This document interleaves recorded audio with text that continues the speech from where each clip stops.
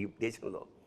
ఇలాంటి దేశాన్ని మనం హస్తగతం చేసుకోవాలంటే we have to break the very backbone is their culture. వాళ్ళ సంస్కృతిని నడుము విరగొట్టగలిగితే మనకి పాదాక్రాంతం అయిపోతుందన్న ఒక్క పాయింట్. 1835 నుంచి వాళ్ళు ఎంతయ్యా, దాదాపు 250 ఏళ్లలో మన భాష అంటే మనకి పెద్ద నామోషి, తెలుగు మాట్లాడడం నామోషి, మన కల్చర్ అంటే మనకు నామోషి. మనం బొట్టు పెట్టుకోవాలంటే 32 సార్లు ఆలోచన ఏమన్నా అనుకుంటారేమో.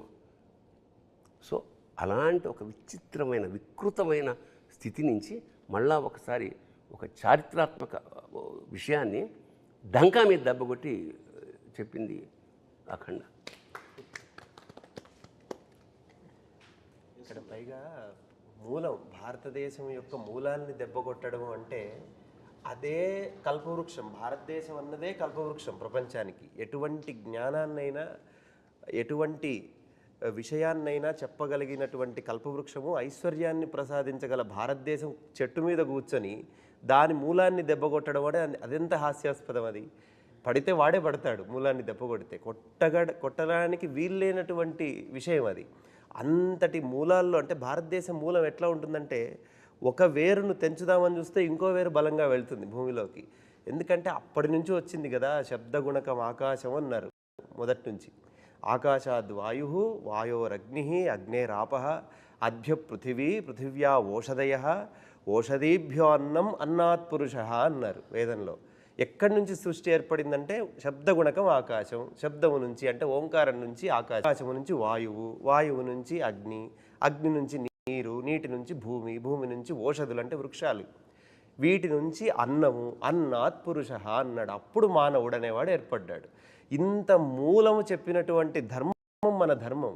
ఆ మూలాన్ని దెబ్బ కొట్టడానికి అవకాశం లేదు, ఎందుకంటే వీడు ఉన్నది అదే మూలంలోనే. మళ్ళీ అంటే ఇప్పుడు మేము పూజించాల్సిన దేవతా విగ్రహం బద్దలు కొట్టినా, మేము గుడి బద్దలు కొట్టినా మాకు పెద్ద ఫరకేం పడదు. కారణం ఏంటంటే మేము చెట్టుని పూజిస్తాం, పిట్టని పూజిస్తాం, గుట్టని పూజిస్తాం, పుట్టని పూజిస్తాం. చిన్నప్పుడు నాకు ఆశ్చర్యం అనిపించేది, చెట్టుకి పూజ ఏమిటి, కోతికి పూజ ఏమిటి, పందికి పూజ ఏమిటి అంటే పరమాత్మ లేని చోట అసలు మనకు లేదు.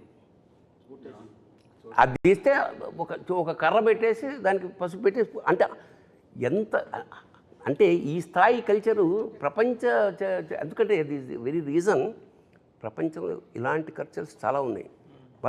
బట్ శాశ్వతంగా నిలబడిపోయిన కల్చర్ ఇదే, ఈ సంస్కృతి. ఎన్నో ఉన్నాయి ఇంతకుముందు, మీకు పిరమిడ్స్ తప్ప ఏమీ మిగలలేదు అక్కడ. అలాంటిది ఇక్కడ ఎందుకు అంటే మనకు ఒక ఇంట్లోనే ఒక కుటుంబంలో ఒకడు నాస్తికుడు ఉంటాడు, ఒకడు ఆస్తికుడు ఉంటాడు, ఒకడు వేరే దేవుణ్ణి పూజ చేసే ఉంటాడు. మనకి తేడా లేదు. నేను ఎప్పుడు ఇబ్బంది పెట్టరు, వెళ్ళు రోజు వెళ్ళు నేవాడు చెప్పండి నీకు. బట్ అది జీన్స్లో మనకి. సో సర్వేభ్యో అందరిలోనూ మనం దైవాన్ని సంకల్పం. అందుకనే నేను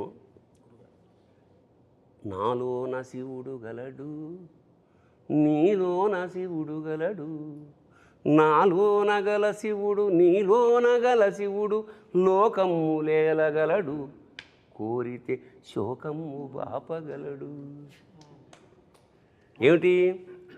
ఈ తల్లిపోయింది, ఎక్కడో ఉన్నాడు, రావడానికి వీలైన కేచరీ గమనం మీద వస్తే తప్ప అక్కడ రాలేడు. అలాంటప్పుడు అందరూ వెయిట్ చేస్తున్నారు. తల్లి చివరి కోరిక కొరివి పెట్టాలి. ఎన్నో ఏళ్ల నుంచి పుట్టినప్పటి నుంచి వెయిట్ చేస్తోంది, రాలేడు. రాడు అని పాత్రలు ప్రేక్షకులు నిర్ణయించినప్పుడు సాక్షాత్కారంలా వచ్చేసాడు. వచ్చి కొరివి పెట్టిన అందరూ ఆశ్చర్యపోయారు. ఎవరు వచ్చారు?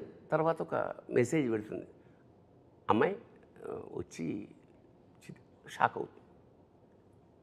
ది రీజన్ ఈజ్, అప్పుడు నాకు అనిపించింది నాలోన శివుడు గల్డ్ అంటే ఇదే. నాలో నగల శివుడు నీలో నగల శివుడు నాటకాలాడగలడు తెరదించి మూట కట్టేయగలడు. That is the reason. So